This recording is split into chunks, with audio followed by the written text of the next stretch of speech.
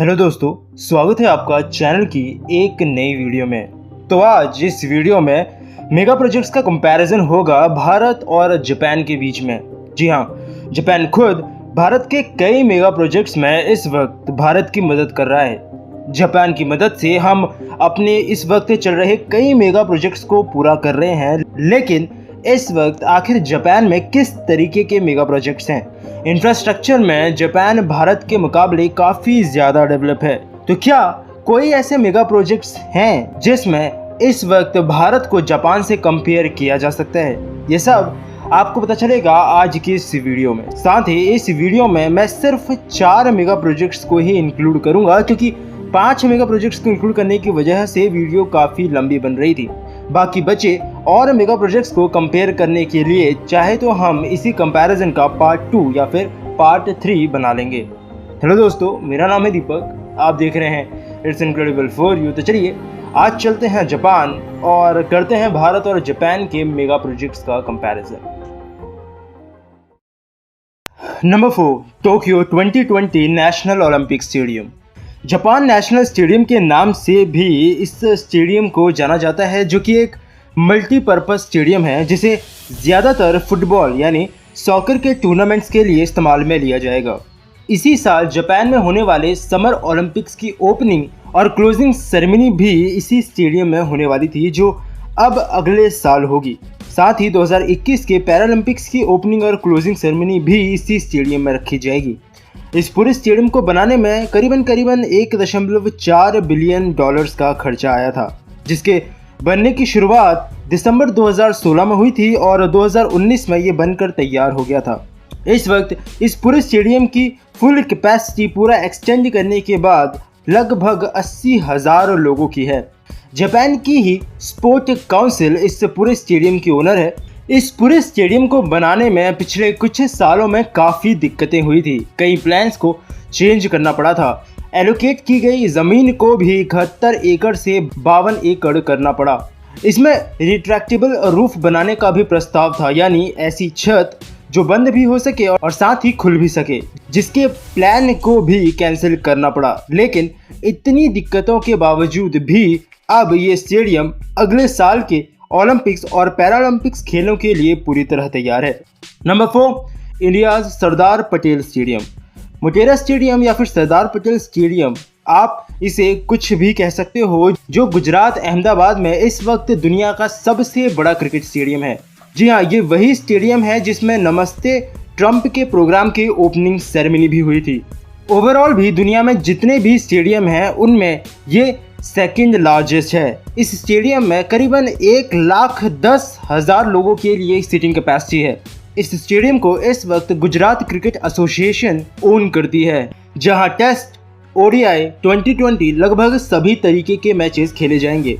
असल में यह स्टेडियम सबसे पहले बनाया गया था साल 1983 में, जिसके बाद यहाँ रेगुलर मैचेस होते रहे, लेकिन साल 2015 में इसे बंद कर दिया गया था, जिसके बाद इसके कुछ हिस्से को तोड़कर इसे रेनोवेट और एक्सपेंड किया गया, जिसमें लगभग 110 मिलियन डॉलर्स का खर्चा आया था, जिसके बाद इसकी सीटिंग कैपेसिटी 1,10,000 तक हो गई। ये पूरा स्टेडियम 63 एकड़ की ज़मीन पर बना है, जहां इसके गेट तक मेट्रो की फुल्ली कनेक्टिविटी है। इसमें 55 क्लब हाउसेज, एक ओलंपिक साइज स्विमिंग पूल और 4 ड्रेसिंग रूम्स बनाए गए हैं। साथ ही इसमें एक सबसे बड़ा बदलाव ये है कि इसकी छत पर अब ऑर्डिनरी फ्लड लाइट्स की बजाय एलईडीज का इस्तेमाल किया गया है। इस पूरे स्टेडियम का जनरल कॉन्ट्रैक्ट भारत की ही एक कंपनी लार्सन एंड टर्बो को दिया गया था और आपको भविष्य में भी यहाँ पर क्रिकेट मैचेस और कई तरीके की ओपनिंग और क्लोजिंग सेरेमनीज देखने को मिल सकती हैं। Number 3, W350 wooden skyscraper. W350 project Japan में टोक्यो के अंदर एक प्रोपोज्ड स्काईस्क्रैपर है। इस स्काईस्क्रैपर की ऊंचाई लगभग 350 मीटर होगी, जिसमें कुल 70 फ्लोर्स होंगे और ये स्काईस्क्रैपर साल 2041 में जाकर पूरा होगा। और इसको बनने में इतना समय इसलिए लगेगा क्योंकि ये 90% वुड यानी लकड़ी से बन रहा है और बाकी 10% का काम इसमें स्टील का होगा। बनने के बाद ये दुनिया की सबसे ऊंची वुडन स्काईस्क्रैपर बन जाएगा। इसे रेसिडेंशियल, ऑफिस, कमर्शियल हर तरीके से इस्तेमाल में लिया जा सकेगा। फिलहाल इसका कंस्ट्रक्शन साल 2024 से शुरू हो सकता है। इसे बनाने में 5 से 6 बिलियन डॉलर्स का खर्चा आएगा, जहां पर एक फ्लोर का एरिया 49 लाख स्क्वायर फीट का होगा। और क्योंकि ये स्काईस्क्रैपर लगभग पूरी लकड़ी से बनी होगी, जिस वजह से उतनी ही लकड़ियों का भी इंतजाम करना पड़ेगा और इससे पर्यावरण को कोई नुकसान ना हो, इसलिए जापान अपने एक पूरे टाउन को इसके बाद जंगल में बदल देगा। इसके आर्किटेक्चरल डिजाइन को तैयार करने और इसे पूरी तरह से बनाने की जिम्मेदारी जापान की ही 2 कंपनीज को दी गई है। तो बस अब इंतजार करते हैं 2041 का। जी हाँ, 2041 वैसे तो बहुत दूर है, लेकिन देखते हैं जापान तब तक इस बिल्डिंग में और क्या क्या नया लेकर आता है। Number 3, India's the north I.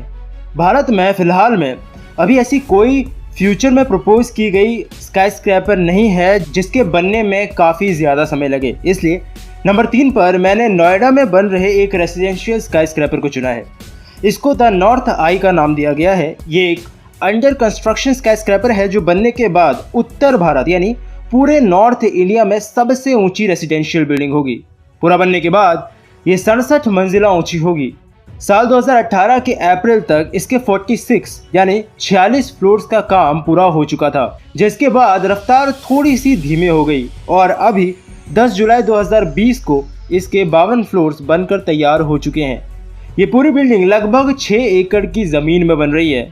इसमें लग्जरी अपार्टमेंट्स के साथ साथ fitness club, open air restaurants, helipad, 65th यानी 65वें फ्लोर पर swimming pool, high speed elevators, आसपास में फूड आउटलेट्स यानी वो सभी चीज़ें दी जाएंगी जिसमें इसे लग्जरी बनाया जा सके।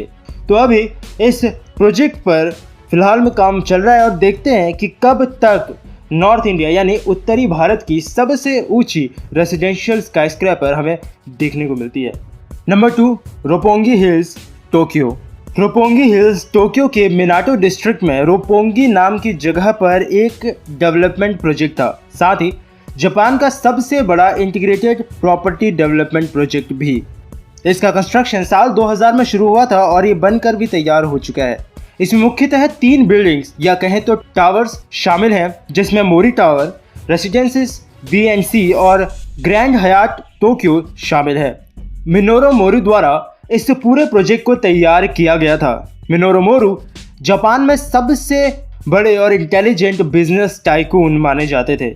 इस पूरे प्रोजेक्ट में कई mega complexes, apartments, shops, restaurants, cafes, movie theatres, museums, hotels, TV studios, outdoor amphi theatres और बीचों बीच एक पार्क बनाया गया है। ये पूरा प्रोजेक्ट लगभग 27 एकड़ की ज़मीन में फैला है और इसे पूरा बनाने में 4 बिलियन डॉलर से भी ज़्यादा का खर्चा आया था। और सबसे कमाल की बात यह है कि इस पूरे प्रोजेक्ट को बनाने के लिए जो ज़मीन चाहिए थी वो छोटे छोटे हिस्सों में खरीदनी पड़ी थी, क्योंकि वो पूरी ज़मीन एक साथ नहीं मिली थी और उस पूरी ज़मीन को खरीदने में 14 साल से भी ज़्यादा का समय लग गया था। Number 2, Amritsar Kolkata industrial corridor. Bharat की तरह जापान को आज अब अपने इंफ्रास्ट्रक्चरल डेवलपमेंट की ज़रूरत नहीं है। जापान में पहले से ही काफ़ी बेहतर तरीके से डेवलपमेंट किया गया है, जिस वजह से जापान में इस वक्त ना के बराबर इंफ्रास्ट्रक्चरल डेवलपमेंट प्रोजेक्ट्स या तो प्रपोज किए गए हैं या फिर चल रहे हैं। जबकि क्योंकि भारत एक डेवलपिंग नेशन है, हमारे यहाँ कई इंफ्रास्ट्रक्चरल मेगा प्रोजेक्ट्स पर काम चल रहा है और साथ ही कई मेगा प्रोजेक्ट्स को प्रपोज भी किया गया है और अमृतसर कोलकाता इंडस्ट्रियल कॉरिडोर इनमें से ही एक है। ये एक प्रपोज्ड इंडस्ट्रियल कॉरिडोर है अमृतसर, दिल्ली और कोलकाता के बीच। भारत सरकार का ये एक महत्वाकांक्षी प्रोजेक्ट है जिसमें वो कॉरिडोर के बीच आने वाले 7 राज्यों में हाईटेक इंडस्ट्रियल जोन्स बनाना चाहती है, जिससे सीधे तौर पर 20 शहरों को फायदा पहुंचेगा। प्रोजेक्ट के शुरू होते ही इस रूट पर और इसके बीच आने वाले राज्यों में इंडस्ट्री और इंफ्रास्ट्रक्चर का मेजर एक्सपेंशन देखने को मिल सकता है। ये इंडस्ट्रियल कॉरिडोर इसलिए भी फायदेमंद होगा क्योंकि ये जिस रूट से होता हुआ जा रहा है उस पूरे रूट में भारत की करीबन 40% आबादी आ जाती है, जिस वजह से ये रीजन खासकर ऐसा बन जाता है जिसे इंडस्ट्रियलाइजेशन और जॉब क्रिएशन में एक बेहतर गाइडेंस की ज़रूरत है। कुल कितने फेजेस में ये पूरा कॉरिडोर बनाकर तैयार किया जाएगा इसके बारे में तो मैं आपको अभी कॉन्फिडेंटली कुछ नहीं बता सकता, लेकिन शायद करीबन $800 मिलियन का खर्चा इसके पहले फेज को पूरी तरह से बनाकर तैयार करने में आ सकता है। भारत में तो इस वक्त वैसे भी कई इंडस्ट्रियल कॉरिडोर कार्यरत हैं, लेकिन ये इंडस्ट्रियल कॉरिडोर सच में खास है क्योंकि उन रीजन्स को कनेक्ट कर रहा है जिन्हें इस वक्त डेवलपमेंट और विकास की सचमुच काफ़ी ज़्यादा ज़रूरत है। नंबर 1, जापानीज जो शिंकानसेन मैगलेव लाइन। जो शिंकानसेन मैगलेव लाइन एक ट्रेन कॉरिडोर है जो कि इस वक्त जापान में टोक्यो और नागोया के बीच बनाया जा रहा है।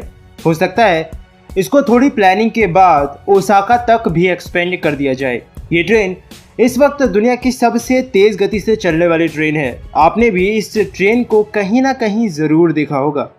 अपनी टेस्टिंग के दौरान इसी ट्रेन ने 603 किलोमीटर प्रति घंटा तक की रफ्तार को हासिल कर लिया था।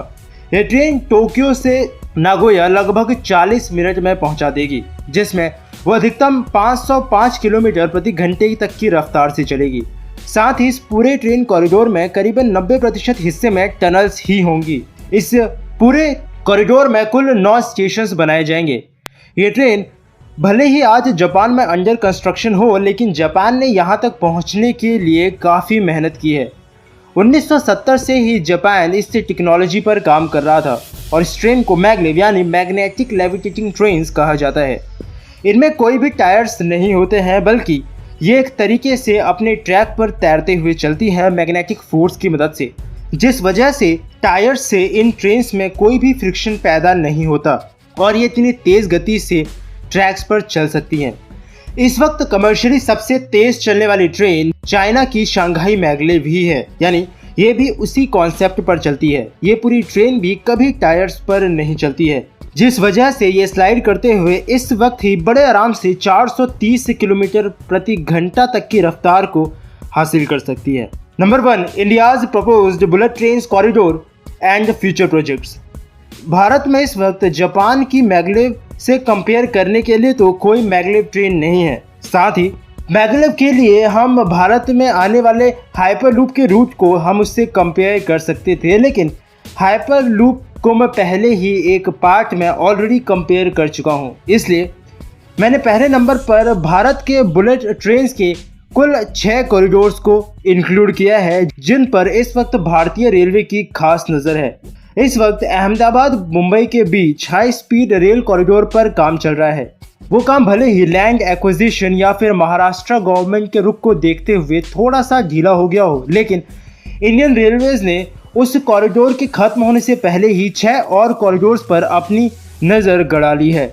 इंडियन रेलवेज के अनुसार अगले 1 से 2 सालों में इन रूट्स के लिए डिटेल्ड प्रोजेक्ट रिपोर्ट्स को तैयार कर दिया जाएगा। भारतीय रेलवेज ने जिन रूट्स का चयन किया है वो हैं दिल्ली, नोएडा, आगरा, लखनऊ, वाराणसी रूट जो करीबन 865 किलोमीटर लंबा है, दिल्ली अहमदाबाद रूट जो 886 किलोमीटर लंबा है, मुंबई नागपुर रूट जो कि 753 किलोमीटर लंबा है, मुंबई हैदराबाद रूट 711 किलोमीटर लंबा, चेन्नई मैसूरू रूट 435 किलोमीटर लंबा और दिल्ली अमृतसर रूट लगभग 460 किलोमीटर लंबा। इंडियन रेलवेज का कहना है कि उन्होंने इन रूट्स को इसके ट्रैफिक को देखते हुए चुना है और अगर उन्हें ऐसा लगता है कि इन 6 रूट्स में से किसी भी रूट पर बुलेट ट्रेन चलाने से उन्हें प्रॉफिट नहीं होगा तो यहाँ पर हाई स्पीड ट्रेन की जगह सेमी हाई स्पीड ट्रेन चलाएंगे। जी हाँ, ये वही ट्रेन होंगी जो इंडियन रेलवेज आने वाले समय में भी दिल्ली मुंबई और दिल्ली कोलकाता जैसे बिजी रूट्स पर चलाने वाली है। इसके साथ साथ आने वाले 2 से 3 सालों में इंडियन रेलवेज स्टेशंस को भी सेल्फ सफिशिएंट बनाने की तैयारी कर रही है। आदर्श स्टेशन स्कीम के तहत रेलवे स्टेशंस को रेनोवेट तो किया ही जा रहा है, साथ ही इंडियन रेलवेज उनके ऊपर सोलर पैनल्स लगाना चाहती है ताकि उससे जो ऊर्जा जनरेट हो उसकी मदद से रेलवे स्टेशंस अपनी कई ज़रूरतों को पूरा कर सकेंगे और साथ ही ये पर्यावरण के लिए भी अच्छा होगा। तो जापान के मेगा प्रोजेक्ट से मैं जितने बेहतर तरीके से भारत के मेगा प्रोजेक्ट्स का कंपैरिजन कर सकता था मैंने अपनी पूरी कोशिश की है। अब आप मुझे बताइए कि आपको जापान और भारत के मेगा प्रोजेक्ट्स में से कौन सा मेगा प्रोजेक्ट सबसे ज़्यादा पसंद आया। तो बस अभी के लिए इस वीडियो में इतना ही। उम्मीद करता हूँ कि आपको वीडियो पसंद आई होगी।